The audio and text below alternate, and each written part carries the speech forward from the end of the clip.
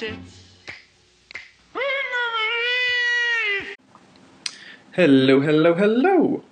Welcome to Chapter 6. This section is going to be like a breath of fresh air after finishing Chapter 5, because we're not looking anymore at trigonometric expressions and equations, and I know that the algebra involved in that and the complexities of some of the formulas really will have given some of you a hard time, even though, if you really start to work with it enough, it can start to become a little bit fun, just like any type of algebra equation.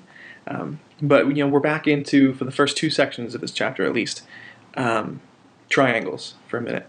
And what we had dealt with previously in Chapter 4 were all right triangles. It was all right triangle trigonometry. And I know some of you were probably asking, what about other types of triangles, ones that are not right? So that's what we're looking at here with these two sections, oblique triangles. And there's really two ways that we use trigonometry to solve in oblique triangles. And those two ways are mainly the law of sines and the law of cosines.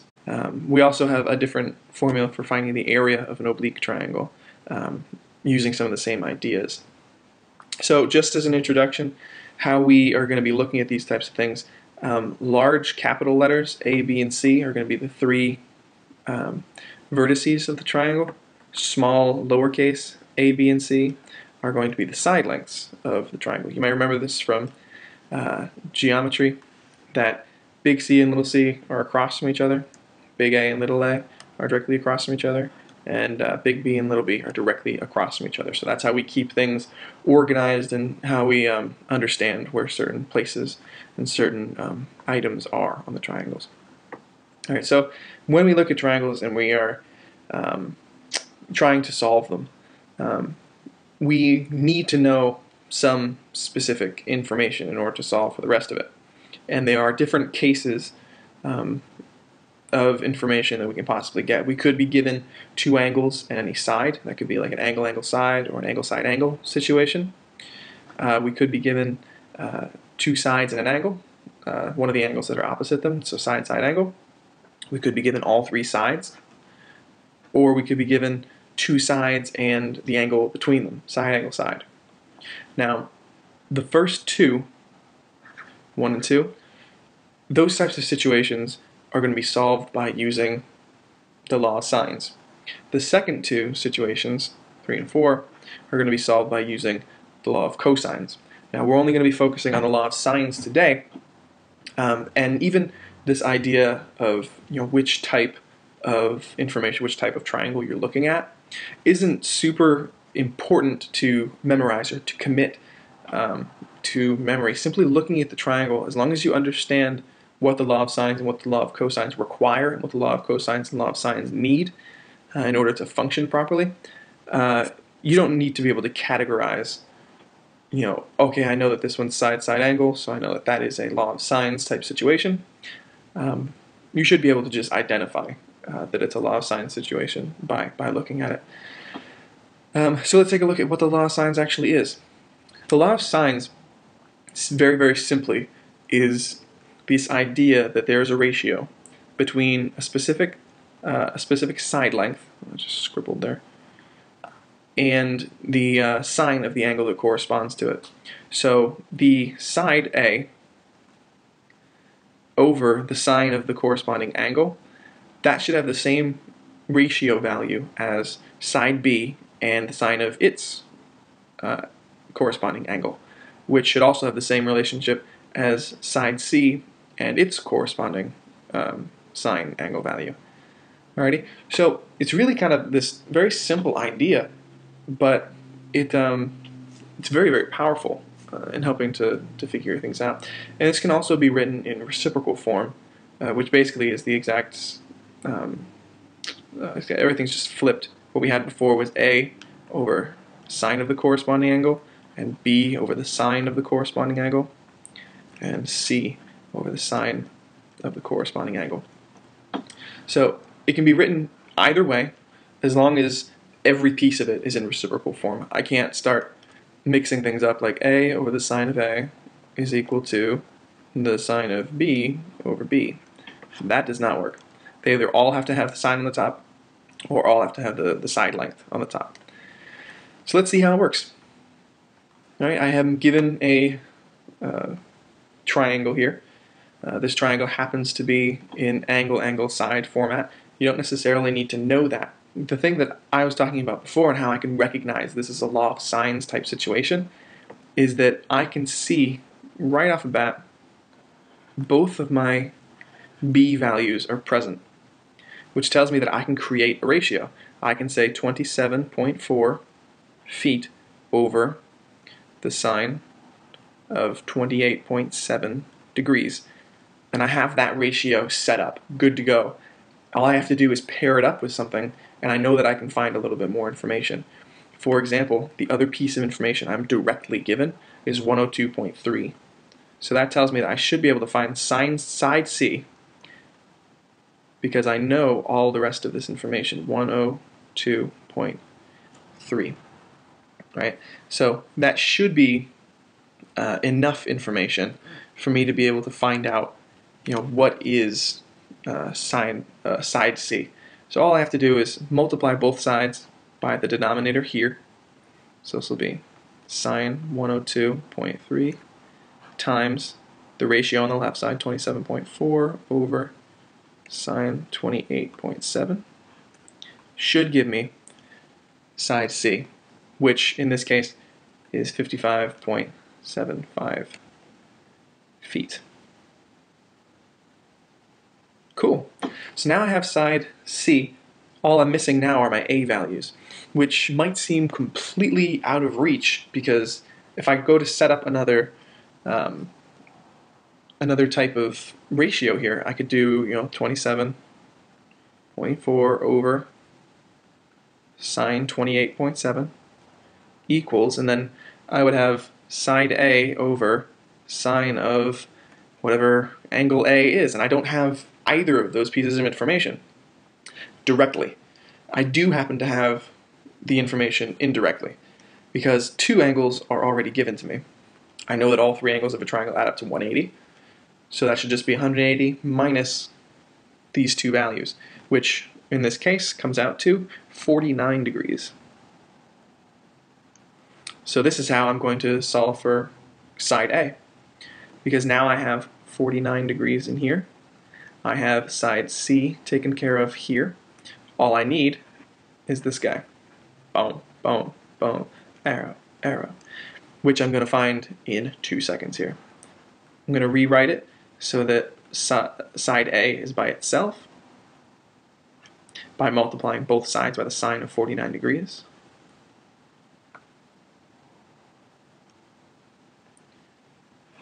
And what do I get? Side A in this case happens to be 43.06 feet.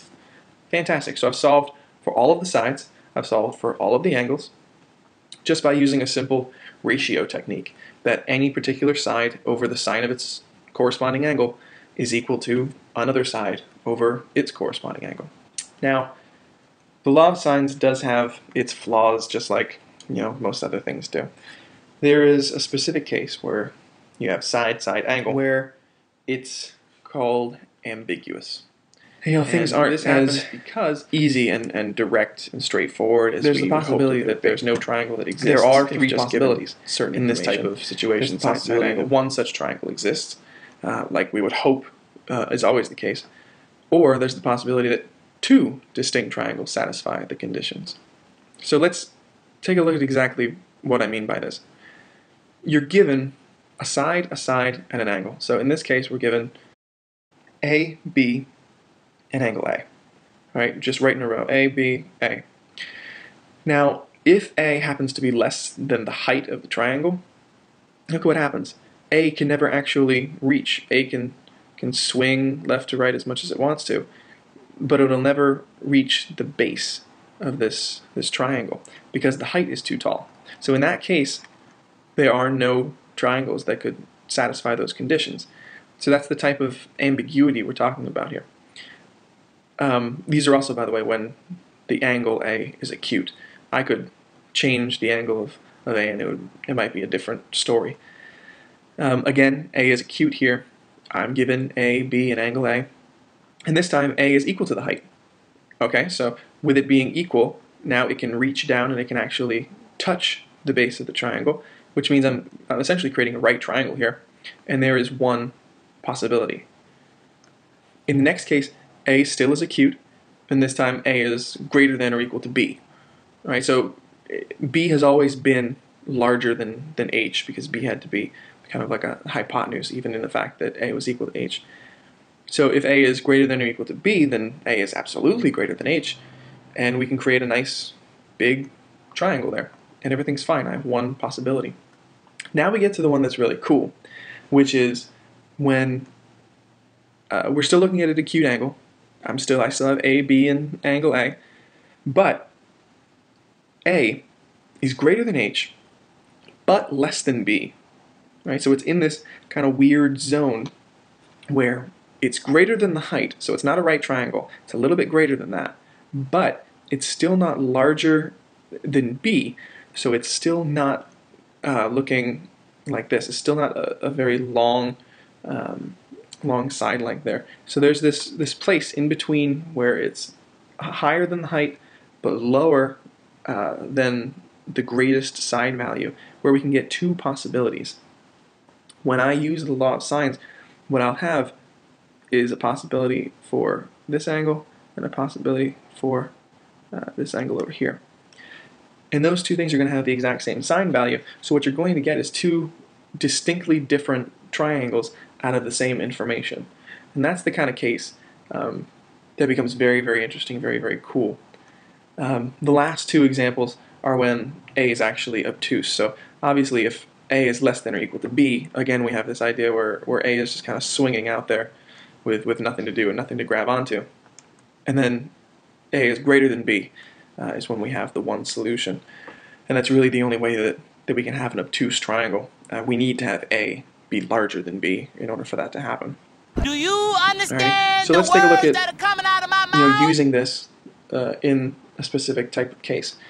I have, again, I'm given A, B, and angle A. So I'm looking at a side-side angle case. So it is possible that I have no solutions. It is possible that I have two solutions. So let's take a look at what I have here. I have A is 22, B is 12. So looking back, I'm looking at a case where A is larger than B. So if A is greater than or equal to B, I have one solution. That's the one that I'm looking at. So that's good. It should be easy enough. I want to find the remaining side and angles. All right, so first things first that I notice here is that I have A and A. So my ratio is set up 22 over sine of 42. All right, and I like that. I like that it's easy. So why don't I go ahead and solve for B first, because that's the piece of information that I have. That's going to be 12 over the sine of B. So now I have something a little bit different. In the last examples, I never had to really worry about finding an angle. The angles were kind of always given to me. In this situation, that's not the case. So I have to rewrite this so that sine B is by itself. And on the right side, I would have 12 times sine of 42 over 22. I'm essentially dividing both sides by 12, but in a kind of clever way so to keep things looking pretty. So once I have this, this whole right side is going to evaluate to a single number. Now, if I've done it correctly, this number should be between -1 and 1. It should be somewhere in between those two. And why? Because when I take the inverse sine of this number, it better be between -1 and 1, because that's the only way I'm going to get an angular value. Sine doesn't exist anywhere outside of -1 to 1. So that's a common mistake that we end up with these types of things. We evaluate this bit incorrectly, and we get a number that's larger than 1 or less than -1, and then we sit there saying, I really don't know what to do, because like I just feel like it's supposed to work and it didn't really work, so like I don't know, I think my calculator's broken. And then I come over and I say that you did it wrong, and everyone has a good laugh. So once that's all settled, we can figure out, once we take the inverse sine of B, we can get that angle B equals, in this case, 21.41 degrees. Alrighty? So now that I have B, I have A, B, and I can find C, correct? All I have to do is subtract from 180, just like we did the last time. So that means that angle C should be 180 minus A minus B, which angle C equals 116.59, which is a lovely number. Doesn't get much simpler than that. And I can set up my last ratio to try and find side C. Why don't we might as well use that starting ratio again. 22 over sine 42 should equal side C over sine of 116.59. Nice and easy, going to get C by itself. Sine 116.59 times 22 sine 42 equals C. Now I evaluate all this stuff on the left side, and what do I get? Side C is equal to 29.40, and this is all in inches, so inches. Fantastic. I have solved my single solution Case-SSA. Alrighty, hopefully that's not looking too... Oh, dang, I had so much room! I swear, this is gonna be a common theme, if it isn't already. Alrighty, last thing in this section is to find the area of an oblique triangle. Now, area of a triangle is not something new, 1/2 base times height, right? But when we have oblique triangles, the height is not explicitly given, right? We have AA, BB, CC, but this guy is never actually straight out there. So we have to find a way to express height given the information that we have and given kind of the knowledge we have of trigonometry. And what we're going to recognize here in both of these cases, whether we're looking at an acute or obtuse situation, is that this height value, if we're looking in terms of A, can be expressed like this. The sine of A equals h over b, so h equals b sine A. Or over here, sine of A equals h over b, so h equals b sine A. So that's how we can express the height. It's in a slightly more complicated way, but it's using all information that we have readily available. So from this idea, I just say, area is 1/2 base times height. In both of my cases over here, the base was C. So that means when I come over here, my base is C, and my height I determined was B sine A, right? I said h equals B sine A. So I just substitute that in there. And putting it in alphabetical order, 1/2 BC sine A. That would be my formula for finding the area of a triangle. Now, this is all very subjective. It depends on how you're looking at the triangle. I have C on the bottom here, so C is my base. I could have flipped the whole thing and had A on the bottom, and then my height would have been expressed in a different way. I could have had B on the bottom and had my height expressed in a completely different way. So, by similar arguments, I could say that the area is 1/2 AB sine C, if I was referencing C for the height. I could say that my area was 1/2 AC sine B, if I was referencing B for the height. So it's not as simple as 1/2 base times height. You always have to figure out how you're expressing the height and what you're using for your base. So what I'm boxing right here are all different ways that we've expressed the height based upon if I'm looking at angle A, angle C, or angle B, and using B for a base, A for a base, or in this case, A for a base as well. So the formula can change and it'll be different. You don't want to necessarily just jump to one of these because you think it's the correct one. It's better to work through it yourself and figure out what you want the height and angle to be. So when I look at this equation here, I'm immediately just going to go and I'm going to draw a height coming down. All right, my base, since I'm looking at it this way, I'm going to say my base is A, and that is 90. My height, I'm going to have to express somehow, and I'm going to be using angle C. So sine of C should be equal to h over b, which is, I'll just keep it at b for now, b. All right, and then I can express that by saying that h equals b sine c. Cool, so now I can say area is 1/2 base times height area is 1/2. My base is A, which is 90. And the height, I'm saying, is B sine C. So that's going to be 52 sine 102. Very cool. Now all I have to do is evaluate that, and I will have my area value, which in this case, the area of this triangle should be somewhere in the vicinity of 2,288.87 square meters. Very good. And I believe that's the end. Alrighty. Hopefully this one was shorter than the others. Try out the given exercises. The law of sines can be very, very fun. Finding areas of oblique triangles can be very fun. It's, you know, it's got this little bit of challenge to it, but it's all very, very doable. And it's, like I said, going to be a welcomed break after all the Chapter 5 craziness.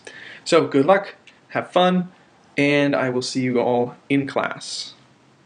Right here, do it. Do it.